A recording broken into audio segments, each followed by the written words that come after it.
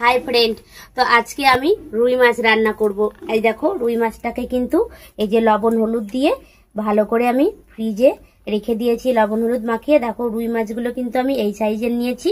কালকে 1 কেজির বেশি একটা ওয়েটের গোটা রুই এনেছিল, তো হাফ কালকে রান্না করেছি আর হাফ আজকে আলু আর কাঁচকলা দিয়ে রান্না করব। যেহেতু প্রচন্ড গরম, ওর জন্য আলু আর কাঁচকলা দিয়ে হালকা পাতলা ঝোল করব।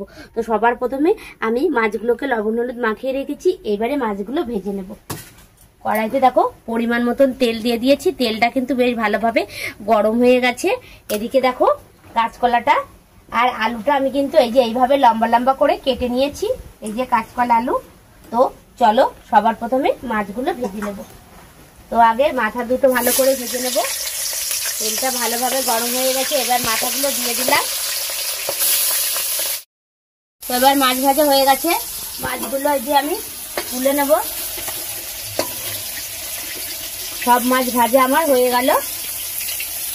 তো এইবারে আমি ঝোলটা রান্না করব।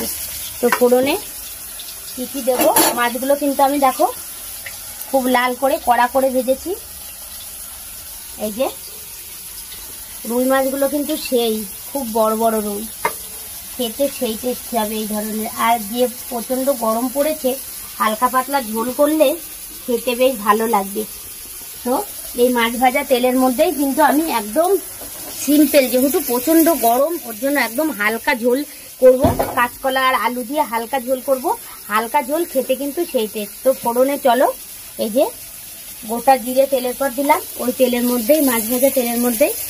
তো এইবারে জিরেটা একটু ভালো করে ভাজা হোক। এদিকে দেখো কেটে রাখা আলু আর কাঁচকলা আমি ভেজে নেব।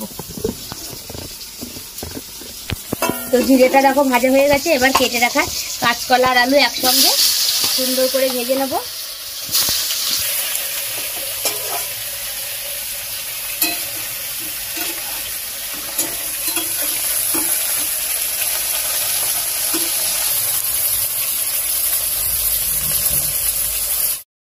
ওদিকে কাঁচকলা আর আলুটা আমি ভালো করে লাল করে ভেজে নেব। শুধুমাত্র কিন্তু গোটা জিরে তেলের পর দিয়েছি, আর কাঁচকলা আর আলুটা ভালো করে লাল করে ভেজে নেব। এদিকে চলো কি কি মশলা দেবো, মশলাটা একবার বেটে নিয়ে আসি। তার আগে তোমাদেরকে বলে নিই, দেখো পাকা পাকা লঙ্কা নিয়েছি, আর এদিকে কটা শুকনো লঙ্কা ভালো করে সাদা তেলে ভেজে নিয়েছি। আর দেখো আদাটা থেতো করে নিয়েছি। আর দিদিভাই জিরেটা কিন্তু নোড়াতে বেটে নেয়, ভালো করে মিহি করে নিয়েছি জিরেটা। এদিকে জিরেটা নোড়ায় বেটে নিলে কি হয়, এদিকে তোমার মিক্সিটাও ভালো হয় আর মশলাটাও খুব সুন্দর ভালোভাবে মিক্সি করা হয়। তো চলো এবার সব মশলা একসঙ্গে ভালো করে মিক্সি করে নিয়ে আসবো। দিদিভাইয়ের সঙ্গে থাকো আর দেখতে থাকো। তো দেখো কাঁচকলা আর আলু কিন্তু লাল করে ভেজে নিয়েছি। এইবারে আমি পরিমাণ মতন লবণ দিয়ে দেব। এই যে পরিমাণ লবণ দিলাম, আর পরিমাণ হলুদ। এবার লবণ হলুদ দিয়ে একটু নেড়ে নেব কিছুক্ষণ, কারণ আমার যেহেতু আলু আর কাঁচকলা ভালো করে ভাজা হয়ে গেছে। এদিকে আলু আর কাঁচকলা দেখো লাল করে ভাজা হতে হতে আমার মিক্সিটাও কিন্তু করা হয়ে গেছে। তো চলো দেখাই মিক্সিটা কত সুন্দর করে মিক্সি করে নিয়ে এসেছি, আর কি কি মশলা দেবো একবার তোমাদেরকে দেখিয়ে দিই। তো এই যে মিক্সিটা করা হয়ে গেছে, এখানে কটা কাঁচা লঙ্কা, অল্প কটা শুকনো লঙ্কা আর আদা বাটা জিরে বাটা সব মশলা একসঙ্গে ভালো করে মিক্সি করে এবার আমি মিক্সি করা মশলাটা দিয়ে দেব। তো এই যে মিক্সি করা মশলাটা দিয়ে দিলাম। এবার মশলাটা দিয়ে কিছুক্ষণ আমি ভালো করে কষিয়ে নেব।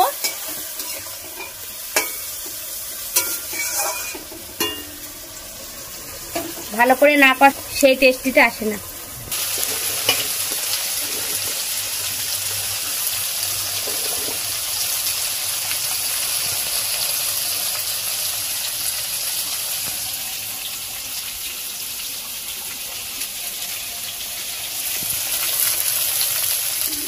এই যে গায়ের থেকে তেল ঝরে গেছে, মানে আমার কিন্তু মশলাটা কষানো হয়ে গেছে। এবারে আমি পাশের উনুনে গরম জল বসিয়েছি, গরম জলটা দিয়ে দেবো। দিদিভাই কিন্তু সব রেসিপিতেই গরম জল ব্যবহার করে, ঝাল বেরিয়ে গেছে। এবারে আমি গরম জলটা দিয়ে দেবো। এই যে বললাম যে প্রচন্ড গরম পড়েছে, কাঁচকলা আলু দিয়ে টাটকা রুই মাছ খেতে কিন্তু ভালোই লাগবে। আর আমি কিন্তু আজকে একটু হালকা পাতলা ঝোল করবো, এত গরমে অত বেশি পরিমাণে মশলাটাও দিলাম না, আর বেশি ঝোলটা গাঢ়ও করব না, একদম হালকা পাতলা ঝোল করবো। এবার ঝোলটা ভালোভাবে ফুটে নিক। বাবু তো ঝাঁঝ বেরিয়ে গেছে, একটু পরিমাণ মতন। খেতে তো হেভি টেস্ট হবে। হ্যাঁ, জমে যাবে খাওয়া, দুপুরের খাওয়া। একটু হলুদ দিয়ে দেবো, বাবা যখন বলেছে তাহলে তো ঝোলটা তো সেই হবে না বাবা। একটু পরিমাণ মতন হলুদ দিলাম। এবার ঝোলটা ভালো করে ফুটে নিক। আর আমার সোনার তো রুই মাছ সেই শেষ, তাই না বাবা? রুই মাছ প্রিয়। তো ঝোলটা দেখো টকবক করে ফুটে উঠেছে। এইবারে আমি ভেজে রাখা মাছটা, এই যে এইবারে আমি ভেজে রাখা মাছগুলো দিয়ে দেবো। ভেজে রাখা মাছগুলো দিয়ে দিলাম। মাথা দুটো কিন্তু দেবো না, মাথা দুটো দিয়ে অন্য একটা রেসিপি হবে, ঘ্যাট হবে। তো মাছটা দেওয়া মানেই আমার ঝোলটা কিন্তু হয়ে গেছে, আর একটু ফুটলেই ঝোলটা হয়ে যাবে। কালারটা দেখো তো কি সুন্দর হয়েছে, কিন্তু কালারটা সেই হয়েছে বল বাবু। তো আর একটু ফুটলে আমার ঝোলটা হয়ে যাবে। এতে আর আমি অন্য কোনো গরম মশলাটা আসলে যেহেতু প্রচণ্ড গরম, আর অন্য কোনো জিনিস দেবো না। ঝোলটা আর একটু ফুটলেই আমার এই রেসিপিটা পুরো কমপ্লিট। তো আমার এই ভিডিওটা তোমাদের কেমন লাগলো অবশ্যই একটা কমেন্ট করবে, ভালো লাগে লাইক করে দিও, ভালো লাগলে লাইক করে দিও। টাটা বন্ধুরা।